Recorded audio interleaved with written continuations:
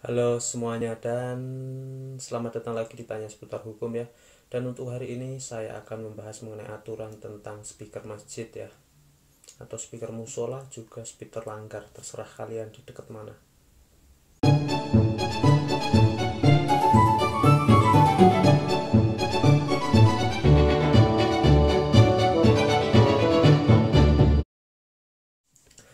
Jadi karena sekarang ini masih Ramadan ya, dan sering banget speaker masjid itu dipakai buat ngaji-ngaji yang suaranya kenceng gitu ya.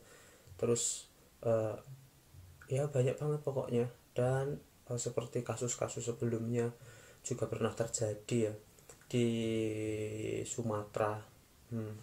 Itu pernah terjadi gara-gara karena mengeluh karena speaker masjidnya terlalu kenceng. Itu kena tuntutan penistaan agama. Ada juga ada juga kasus-kasus yang pernah yang saya baca ya, tadi yang saya baca ada yang namanya keluhan speaker masjid gara-gara terlalu kenceng, itu juga bisa sampai tuntutan di pengadilan, dituntut gara-gara speakernya terlalu kenceng. Jadi saya akan sampaikan mengenai aturannya biar jelas ya, sama edukasi buat masyarakat sebenarnya aturannya untuk speaker masjid itu seperti apa sih, dan apa apa ada sih sebenarnya aturan mengenai speaker masjid itu. Dan ternyata aturan speaker masjid itu ada, walaupun sanksinya belum ada, sanksinya itu nggak tegas diatur, tapi aturan eh, seberapa kencengnya, seberapa diukurnya itu ada. Oke, ini aturannya. Yang pertama itu aturannya itu diatur di bawah Kementerian Agama ya, ini di sini ya.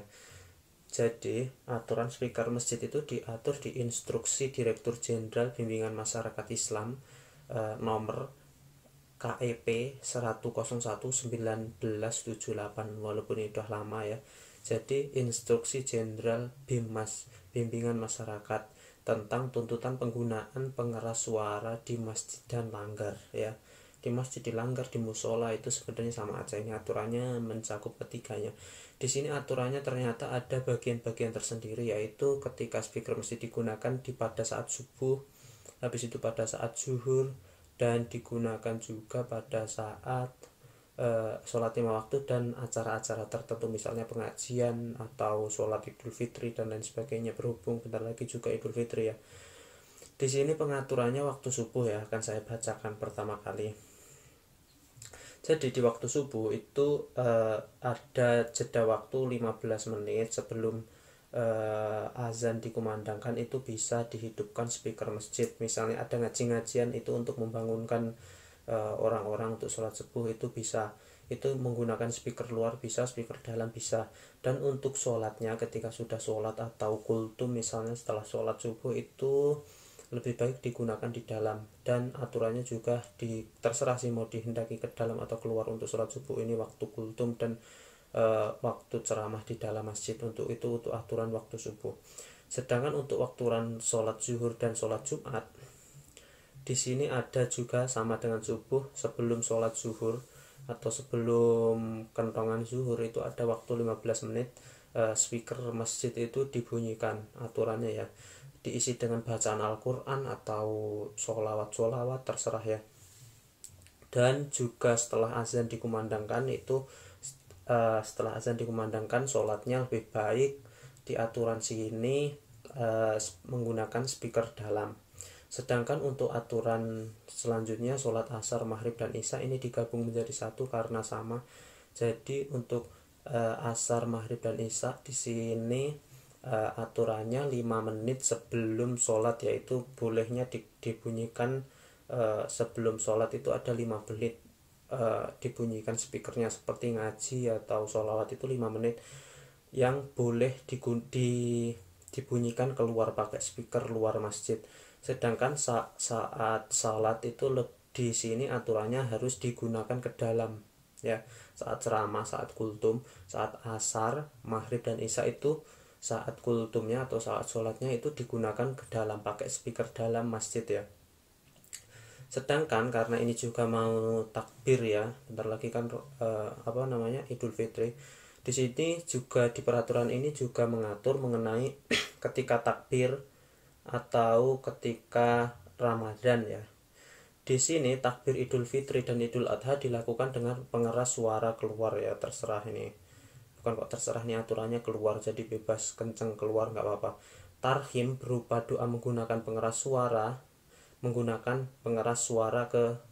ke luar juga. Tarhim assalatu wassalamu alaihi itu loh ya, untuk menunjukkan waktu mau subuh ya, berhenti makan. Sedangkan pada bulan Ramadan di siang hari dan malam hari bacaan Al-Quran menggunakan pengeras suara ke dalam. Jadi ketika Ramadan, ketika ada orang ngaji, itu lebih baik di aturan ini menggunakan pengeras suara ke dalam. Sedangkan untuk hari-hari besar dan hari-hari besar Islam dan pengajian, di sini juga diatur tablik pengajian menggunakan pengeras suara yang ditunjukkan ke dalam. Jadi ketika ada misalnya Isra Mi'raj Nabi atau upacara-upacara besar ya, hari-hari keagamaan, itu menggunakan pengeras suara ke dalam ya ceramahnya. Itu tadi aturannya ya mengenai speaker masjid. Walaupun di sini di aturan ini nggak ada mengenai sanksinya, tapi ini petunjuk atau himbauan, karena himbauan itu nggak ada sanksinya. Ini himbauan digunakan untuk seluruh masyarakat Islam yang ada di Indonesia. Walaupun nggak ada sanksinya, lebih baik ditaati seperti ini ya, biar tidak terjadi sengketa-sengketa yang terjadi sebelum-sebelumnya, seperti tuntutan di pengadilan atau malah menjadi cekcok dengan misalnya dengan agama lain, atau dibilang nanti kurang toleransi ya. Oke, itu aja ya mengenai aturan masjid, aturan speaker masjid, dan terima kasih banyak, sedikit ilmu ya itu tadi ya. Dah.